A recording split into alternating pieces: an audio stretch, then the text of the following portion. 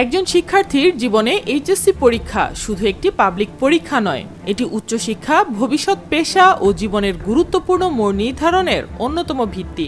সেই পরীক্ষার উত্তরপত্র যদি নির্ধারিত নিরাপদ পরিবেশের বদলে চায়ের দোকানে বসে মূল্যায়ন করা হয়, তাহলে স্বাভাবিকভাবেই প্রশ্ন ওঠে, একজন শিক্ষার্থীর ভবিষ্যৎ কি এতটাই অবহেলার?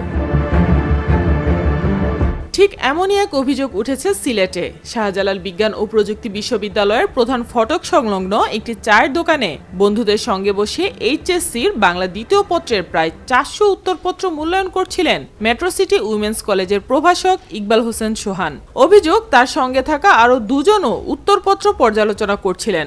খাতাগুলো একটি চালের বস্তায় রাখা ছিল। গোপন সংবাদের ভিত্তিতে শনিবার রাতে ঘটনাস্থলে অভিযান চালায় সিলেট মাধ্যমিক ও উচ্চ মাধ্যমিক শিক্ষা বোর্ড। পুলিশকে সঙ্গে নিয়ে বোর্ডের কর্মকর্তারা উত্তরপত্রগুলো জব্দ করেন এবং অভিযুক্ত শিক্ষককে জালালাবাদ থানায় নিয়ে যান। পরে শিক্ষা বোর্ডের পক্ষ থেকে একটি সাধারণ ডায়েরি করা হয়। শিক্ষা বোর্ড জানিয়েছে, উত্তরপত্র মূল্যায়নের জন্য নির্ধারিত বিধিমালা রয়েছে। বিষয়টি গুরুত্বের সঙ্গে তদন্ত করে অভিযুক্তের বিরুদ্ধে বিভাগীয় ব্যবস্থা নেওয়া হবে।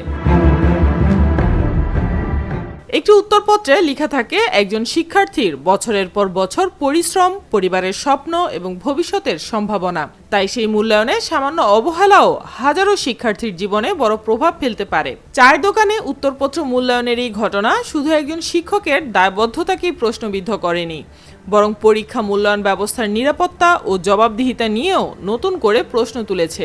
এখন দেখার বিষয়, এই ঘটনার পর এমন অনিয়ম ঠেকাতে কতটা কার্যকর ব্যবস্থা নেয় সংশ্লিষ্ট কর্তৃপক্ষ। সাইমা আক্তার, নিরপেক্ষ। নিরপেক্ষ, সত্য প্রকাশে আপোষহীন।